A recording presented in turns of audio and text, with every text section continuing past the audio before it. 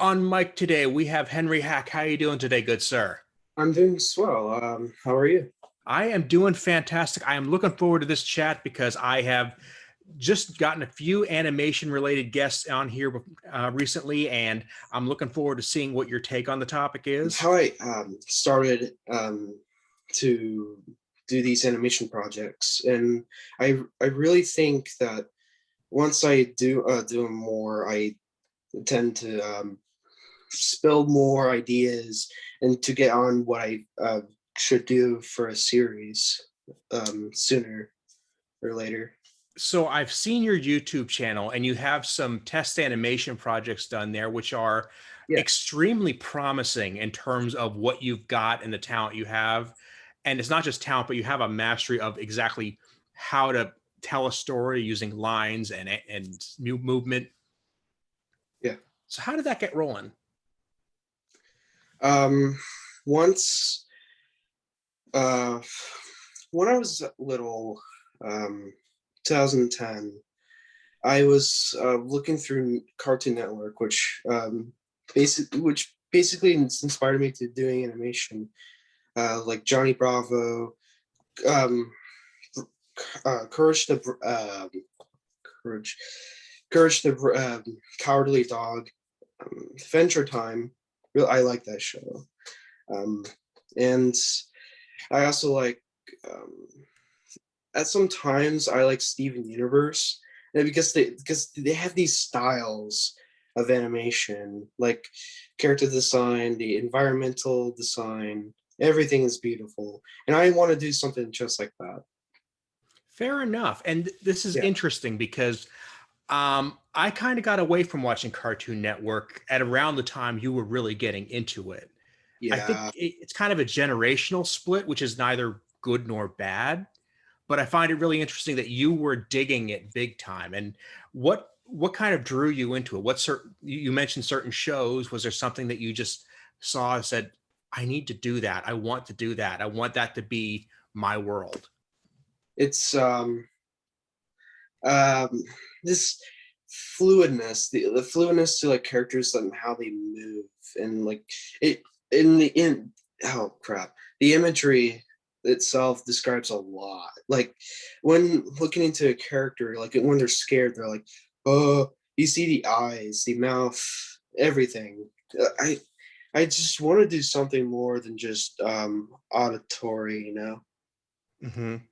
yeah. So it's an argument with some illustrators and cartoonists that some are really in favor of writing driven animation and some are really in driven of animation driven animation where you're telling the jokes through the visuals, and it seems that you're one of those people that really you want to tell your story through the visuals. Yes, very much. Is there a story that's in the back of your head that you're working on now? What I'm working on now for the rest of my senior year, it's about a knight and a dwarf, and I hadn't come up with a storyboard yet, but one of the characters, which is the knight, is uptight and like thinking that he's all perfect and everything, and the dwarf is like, nah, just let him do whatever he wants. It's one of those characters, and then it's like a character development where they both like show their insecurities. Something came to mind that I like to like create and show the audience. It to me, for what you're describing there, I'm getting the vision of like a buddy comedy in a medieval Yeah. setting. That Oh could yeah. be really cool. So when you're talking about just fan to fan here, I mean, I love cartoons too. I can rattle off a bunch of them, ranging from stuff that's being made today to stuff that was made in the silent era. I mean, I am that dude. So if you're liking cartoons, you're talking to the right guy. Yeah. So I'm thinking of, for example, uh, is there a certain like original cartoon that do you like cartoons from, say, the Warner Brothers collection or the Disney collection, or have you focused mostly on Cartoon Network? When I first started watching cartoons, it's from Hanna-Barbera, and Okay. when I was getting into it, I was like, they keep on using the same frames, you know. Mhm. You you know how like they run and then the same like layout is like replayed and like repeat at repeat. It would just go on and on and on. Same with the walking, running, um, and posing keyframes. And I really think it's just generic. It's, Yeah. I have such a love-hate relationship with Hanna-Barbera. I because it's the characters are memorable. The plus, character, yeah, go ahead. no, you got sorry. I was saying the characters are memorable. The characters are like, I love my Yogi, I love my Scooby, but when you Yeah, actually look at the animation, the quality of what you're seeing, it's like you have a still frame and the hand and the mouth is moving and everything else is stationary. yeah. And I think they keep on reusing the chemistry of like Scooby Doo. There was this one version where instead of like a dog, it'd be a dog, like the typical stereotypical uh, characters, and then with a live action like it's hard to describe.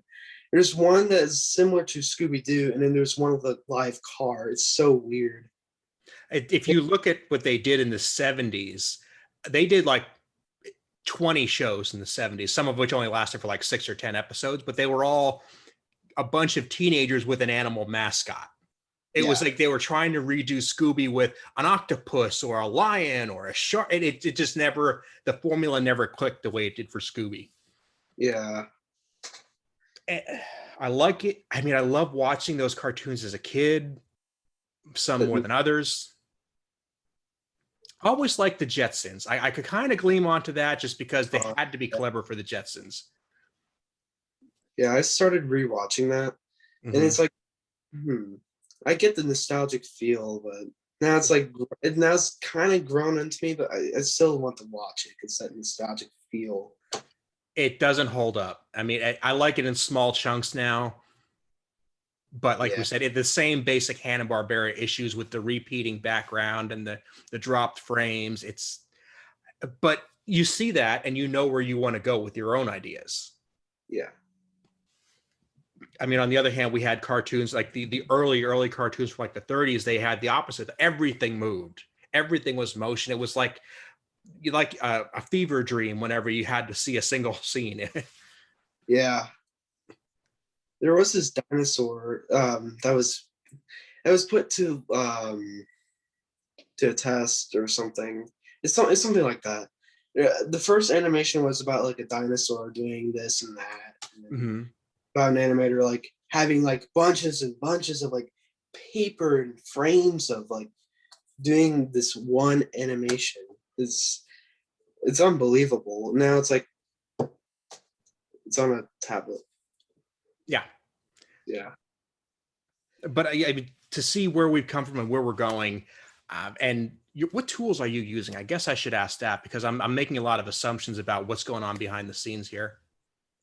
For sketching ideas for characters, layouts, and storyboards, I use a sketchbook, and I import that on the internet, and then I underlined it, and then like sketch out a couple more ideas from the sketchpad and see what like stands out, what appeals, what's more appealing. And once one of them or a couple of them is appealing, I somewhat can choose one and then combine them, or just choose one and that's about it, and then import that into Krita, which I'm using, and design what thinks is what stands out. Mhm. You mentioned CTC animation. Yeah. Okay. Uh, I'm not, that's not a tool that's in my toolbox. So could you kind of tell me how that works? it stands for Career Technology Center. Okay. Uh, it really provides the students and needs of what they want to do when they grow up. Recently, or a couple of years ago, 2019 or 2018, don't know when they started this program for animation. I was like, wow, they actually put out a program for animation and video game design. And it's also a video game design because first hour, not first hour, first 3 hours would be animation, the rest of the hours would be video game design. And I was like thinking, that might be a really good idea to like join in because I know it's not just animation, CTC or video game design. It is like engineering, nursing, a lot of other stuff. It's I'm surprised how many people got into CTC because I think it really helps people to choose what they want to do when they grow up. It, if it's a 3D, is there a 3D modeling aspect to it? Right now, it's just a 2D animation, Okay. but in the future, The reason I ask is that there's a lot of areas where 3D design tends to cross over when it comes to industries, yeah, and that's just something that people don't tend to give that a lot of credit. That say, hey, just because I can make a video game character, the same skill set applies to designing a real life representation of the same thing. It's not that different. because he used shapes that defines the character, like Mhm. squares, circles, and triangles. Usually, triangles are the main aspects of like villain, like, but it's not. It doesn't always have to be villain. It defines the character. Because I think some of my friends would say no. I think triangles would be the definition of villain or an antagonist. But, it doesn't really matter. It just depends on the tone that they set off. Mhm. And it becomes a matter of putting your own artistic spin on there, because then it stops being a matter of uh, aesthetics and just starts to be a matter of intent. Yeah. So when you put a lot of effort into uh, the artistry of it and getting your skills down, but I'm also surprised that you apparently put some thought into the story concept too. You're willing to write as well as design. Yeah. Sometimes it'd be hard, and sometimes it would not like come up with a storyboard. It depends. It depends on how easy or no, how easy and how hard or it is to explain a story. Because it also have to do with story writing. I mean, storyboard and writing. Sorry. Have you considered collaborating with anybody on something? I was planning on collaborating with the other students that I'm with. Awesome, awesome. Because a lot of people who are listening to this right now they're in my spot now, where college is in their rearview mirror. It's not something that they're going to be, and they're thinking, man, to have my post high school years ahead of me to do what I want to do, and there's that thought that I could do that with knowing everything I know now. That's never in the cards, by the way. Just kind of stop living that dream. But to have that chance to do what you want, that's a lot of power in that, and it seems Yeah. like you're on the right track. So, have you given any thought to, like I said, a grand project, something that may take you months or years to do? Uh, I'm planning on making a concept of our reality and turn it into like where monsters are like humans and then like everything else is normal. Hmm. I'm just trying to spell out ideas for plot for Hmm. that because it's to me storyboarding stuff like that can be complex and sometimes it's like oh it's like a light bulb that just popped out of my like right or left ear. Eh, Sometimes it can be easy to see what you're trying to do but sometimes it can be hard to describe what you're trying to um do for like for a whole series. One of my recent episodes with author Peter David, who's done a lot of work on Star Trek and the X-Men, and he did some specifically for the comic books. he would start out by writing just a general description of what was going on, and he would flesh out the story part of what he was doing, because he's like, I'm not an artist, I'm not going to do arty things. I that's for them to do. But then he learned that there were cases where it helped to be able to say, okay, in this scene we need to kind of look at this character from this point of view, and that's going to lead to this revelation.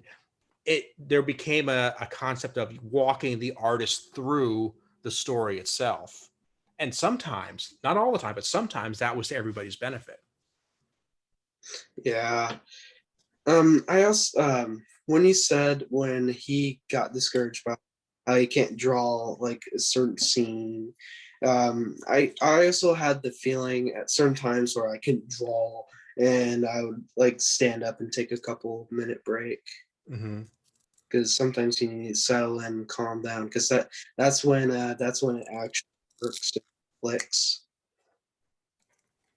Another artist I've had on here, we commented that there are times that she will draw the same thing over and over again, Oh and yeah. it never comes out right. And me, if I do that, I'm like, okay, after time number 3, if it's not happening, I throw it in the trash and go make brownies or something. But she's like, no, you keep going on, because that 4th or 5th time you try it again and suddenly everything's right. And to me, that concept is completely foreign. But I'm looking, your eyes tells me you get this. Yeah, same with animation. When you don't get the right line for a certain like frame, yeah, you get the same tone of anger that it's like set in, because you want to like, for instance, I have a student in CT in animation, where she tries to put all her like efforts in this imagine submission. Imagine is like when show what you can do, or not show what you can do, but show what you have for an animation project, and then they'll it's like a first place, second place, third place type of tournament. To me it's like a tournament. I don't like to apply there, so I just like to see what my students can do, and see how many other like how many other projects they came up with. And man, she put her hard work into in her own like projects. Sometimes I heard this from my teacher. She would sometimes like just like took a lot of breaks, because I think she was a perfectionist at some time. And I thank you for her dedication to like her. I don't know what she's working on right now, but I thank her for like putting all her hardest into her projects, because it, man, like animation it can take a very long time. Yeah. And it's hard on you because you have to come up with the concepts and make sure it's executed well.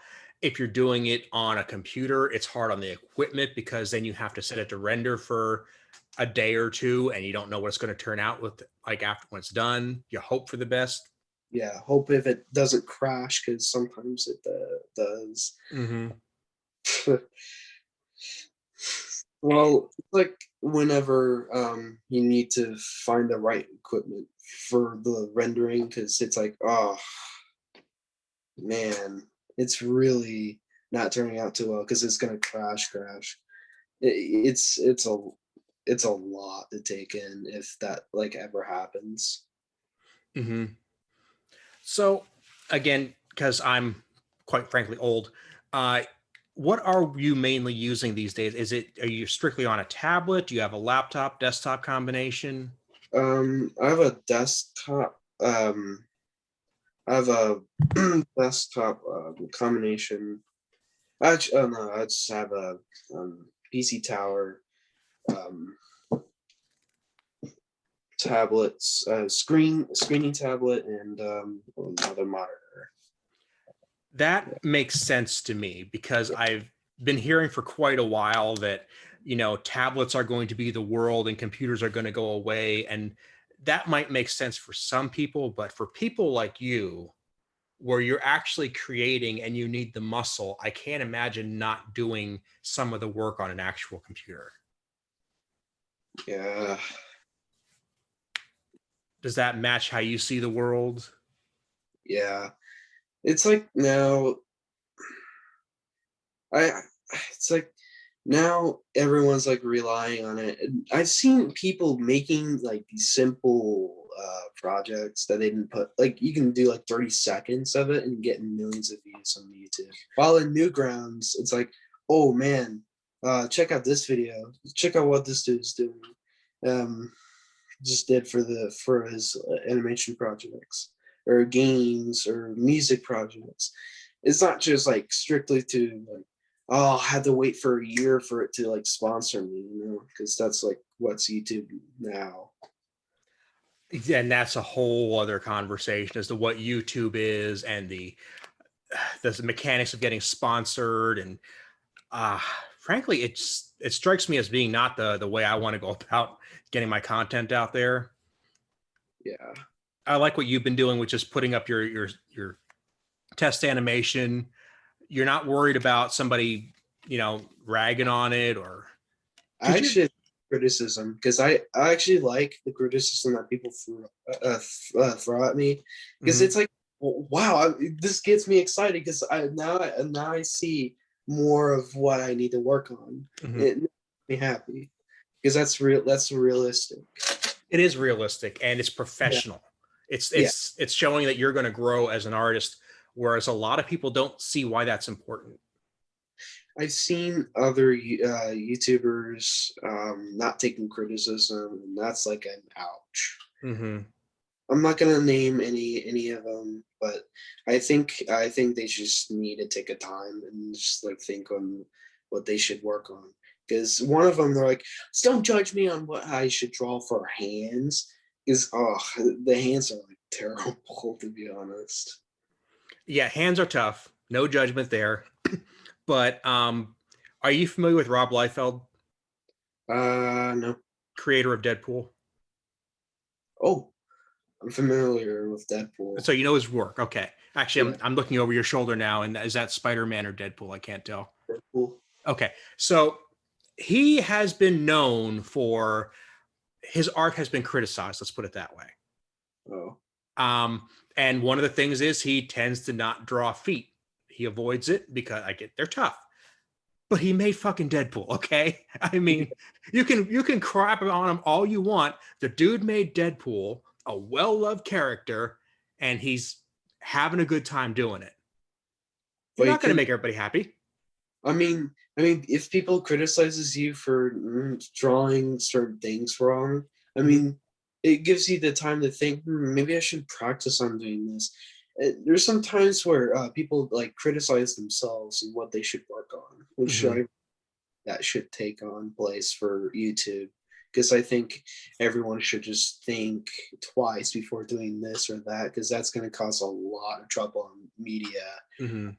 I mean, ugh, it's like World War III, 4, 5, 6, World War Infinity. To be honest, Yeah, it's the internet and criticism is a very, very scary place. I don't envy anybody who's never known a world without it, to be quite honest with you.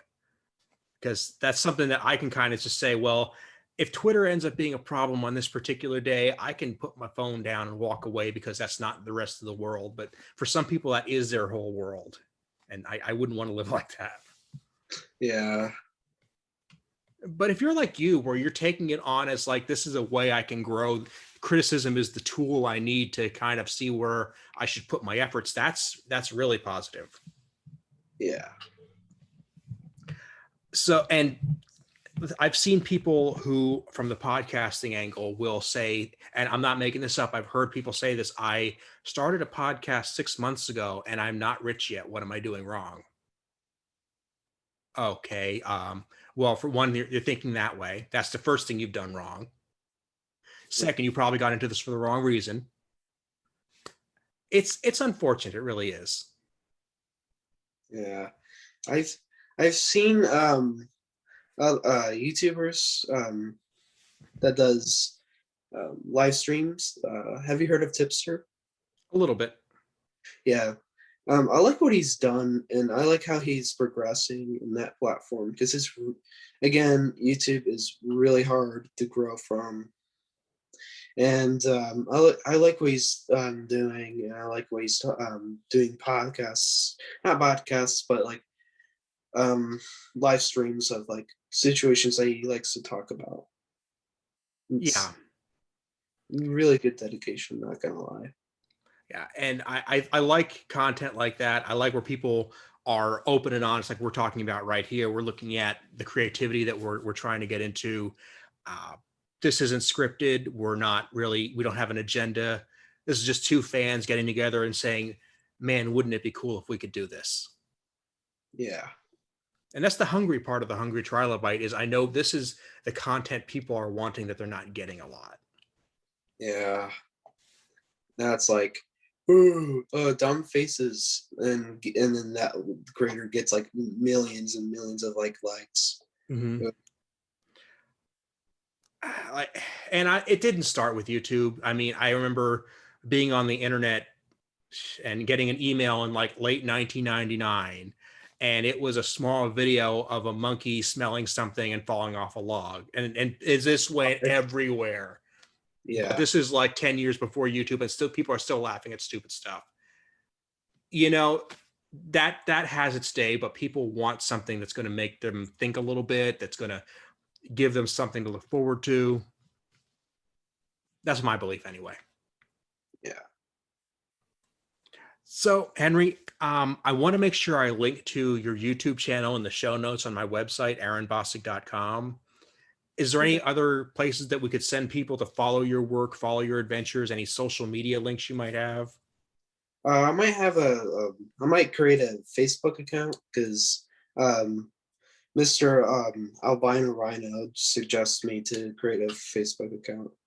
Facebook account would be good. I would also suggest getting $12 together and buying your own domain somewhere. Get yourself a website, even if it just links to your Facebook account, just saying, hey, henryhack.com or henryhackanimation.com. That's where you can go find everything I've got. Or alias or myalias.com. Yeah, something like that, because it's really crucial to own your own content. Yeah. Okay, well, Henry, I want to thank you so much for being here. I really enjoyed the chat, and I'm looking forward to talking to you again as your career progresses.